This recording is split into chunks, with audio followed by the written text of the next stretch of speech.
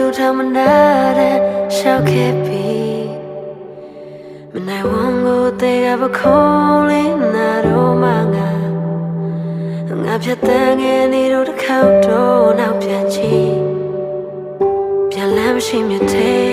ငါမဆုံးနဲ့လွင်ပြန်ဖို့ခဲ့တယ်မကြီးရတဲ့အိမ်မလေးများပွေပိုင်ရင်နဲ့ရောင်ကြည်တာတွေတစ်ချိန်မှတရားဖြစ်ပြန်မွေးဖွားခဲ့အပြေမှမရှိတော့ဘဝရဲ့ပုံစံများရဲ့ဆို